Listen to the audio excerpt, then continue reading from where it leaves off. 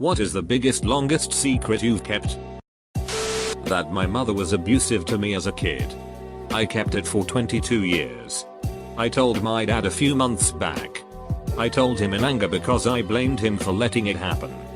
He truly didn't know the extent. She kept it well hidden. He then explained to me that he tried to protect me from her and he did when he was around. He told me he'd been in an abusive relationship with her. She separated him from every friend and family member he had. She took his entire paycheck and wouldn't let him have a card. She told him he couldn't leave her because she'd never allow him to see me again. My dad's not perfect and he left me in dangerous situations, but he tried at least. And now both of our 20+ year secrets are out to each other.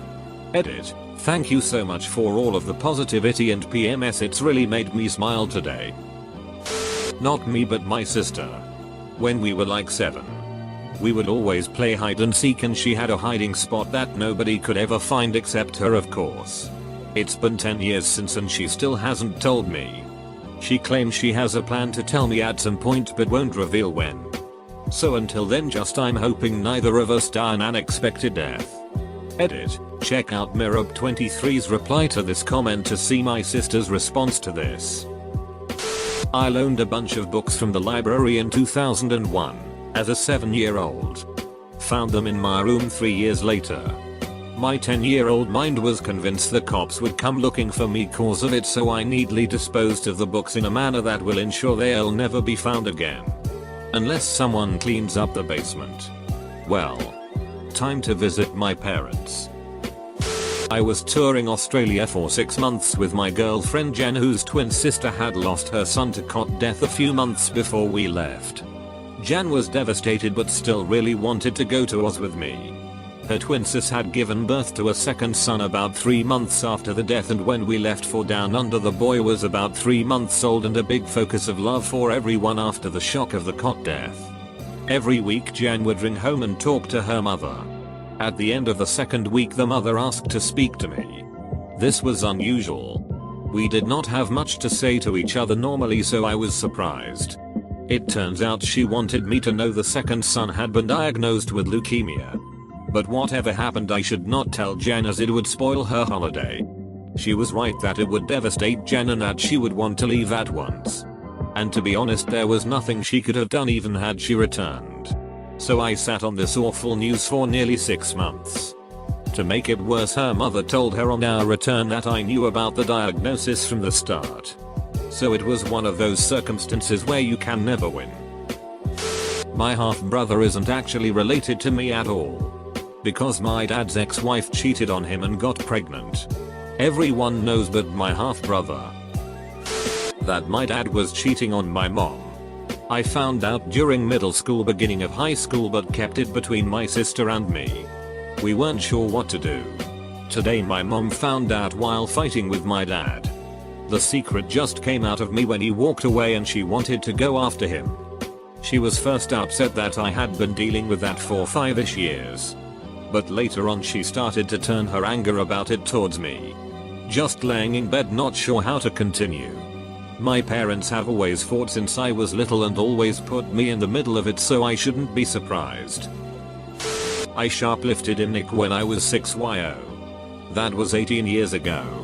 Well, it's not that big of a secret since it was just a bag of candy that I stole. Yes, officer. This is the guy you've been looking for right over here. It was actually my brother that broke my arm. Not my cousin, by marriage. Not blood. I didn't want my brother to get in trouble or feel bad because I knew it was an accident and I hated my cousin anyway. My classmate in 6th grade is wiping his booger in his table. When I caught him one time, he pushed me to a corner and said in a light voice, "Don't tell anyone." I'm now 20 years old and I kept his secret. I had a workmate who used to wipe his nose nuggets on the wall in an office out the back. I knew it was this particular guy because I was in the office. Left. And returned shortly after just as he was leaving. And there it was. A booger on the wall. Anyway. I laughed at him and he was shocked. I realized it was him. In a new job now. And someone here is wiping boogers on the cubicle wall in the toilet. I really want to know who. Will seem like nothing compared to other people on here, but still. I'm not the fittest person in the world, but I can confidently say I'm more in shape than 90% of the general population. But I've recently come to terms with the fact that I like fat chicks. Not to the extreme, but enough to where people ask me why I date the women I do. Makes introducing girlfriends to my family the most nerve-wracking experience ever. Told my mom I went to the city with some friends. Actually went on a road trip from Sweden to Norway and stayed there for 2 days. She is sitting right next to me as I'm typing this. Wish I had the gonads to go abroad and lie to my mom on that scale. Whenever I tell her I'd love to go abroad, she's always like, only if it's with a friend, knowing that I'm a fully grown adult woman. Which is probably exactly why she told me to go with the only friend I know she approves of. Makes me wish I was born male. Edit. Some of you never grew up with a helicopter parent in a country with piss poor job opportunities, and it shows. When my mother-in-law was in hospice and dying, we had gotten the call that her last rites were being read to her and we should come because it was very close. The family gathered in her room. My father-in-law, her husband of 42 years, had been by her side and hadn't left for days. We were there for hours. My sister-in-laws had to take their kids home at some point. So they had left and it was just my husband, me, and my father-in-law left. The nurses were saying that they might have spoken too soon because she was still hanging on. It was awful to watch. My father-in-law looked ragged and tired and he said he was just going to go to the other floor for a cup of coffee. My husband went with him. I said I would call if something changed, but he was only going to be gone for 15 minutes maybe. About 5 minutes after they left, my mother-in-law really started to have very labored breathing. I called the nurse to see what was happening, and by the time she came to the room, maybe 2 minutes, she had passed. I asked the nurse to wait for me to get my father-in-law and husband back to the room to pronounce her dead. They rushed back and my father-in-law held her, and after a minute the nurse and doctor pronounced. My father-in-law believes he made it back to the room and was holding her while she left this life. I have never told him or my husband. And I'll never take that away from him. My house was raided for child pornography. Agents came through, searched every room, collected every storage device and questioned me. I promptly said I would not talk without a lawyer. My wife was bawling. I told her to not talk without a lawyer. After about 4 hours, all of the agents left with every electronic device. Then they handed me the warrant. Apparently my IP address was detected distributing child porn. After counseling and a lot of communication, my wife and I agreed to not tell anyone about this. Not family. Not friends. No one. We moved from the house because it just made us uneasy being there. After 3 years of fighting with the agency, we finally got all of our devices back. The devices they took were the only copies of all of our photos. So it was one of the happiest days ever. It turns out one of our neighbors was using our Wi-Fi, which had an easy 8-letter lowercase password. Once they didn't find anything on our devices, they did a search of the neighbor. TLDR, use a good Wi-Fi password or bad shit can happen. My sister's cat died during the night a couple days ago. And I'm the one who found her in the morning. I lied to my sister about how I found her. I said she was lying on the ground and possibly had a heart attack, which would explain her eyes being wide open. I couldn't close them. I actually found her trapped under the dining table, hanging between 2 chairs with her front legs, with her head back. She must have fallen and couldn't free herself. She didn't have good control of her claws anymore. She looked like Jesus on the cross, completely stiff from rigor mortis. I was ducking, horrified, and still can't get the image out of my head. It hurts me so much to know that her last moments were of suffering. I now can't ever tell my sister how it really happened. Edit, to slightly soften the story. She was a very old cat, about to turn 20 years old. What was unbelievable was that it was on the morning of the day we had booked a vet appointment to put her to sleep. My sister actually feels relief that she died naturally rather than being taken to a strange place she didn't know. I can't share the same sentiment, sadly, but I'm just relieved that she is relieved.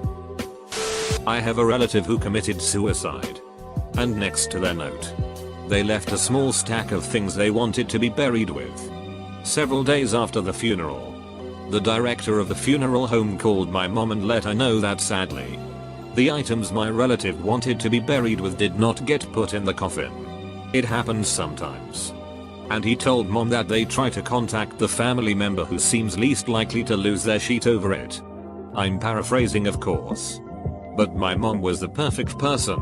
The woman is unflappable. Mom went up to the funeral home and they returned the items to her. She told me the story once. And that nobody in the family knew. But that she wanted me to know where the items were in case she passed before she found an appropriate time to give the items to my relative's kids. It was some photographs of my relative with family and friends. And then a wedding ring. The kids were very young so it wasn't appropriate for her to give it to them at the time. It's been well over 20 years. And I don't think she has ever passed the things on. We have never discussed it again. And I haven't ever told anyone. One day I am sure I'll have to have that conversation with one or both of my relatives' kids. But until then, this is the only time I've said anything about it. When I was 15 and my little sister was 6, she erased my 100% save file on Smash Bros. Brawl intentionally. And she played it religiously after that. I constantly heard the music every morning as a daily reminder that all my shit I spent 250 plus hours on was entirely gone.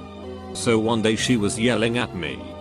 She wanted to play Smash but I was playing Re4. Turned into an entire family drama. Had both parents and my other sister screaming at me in the end of the argument.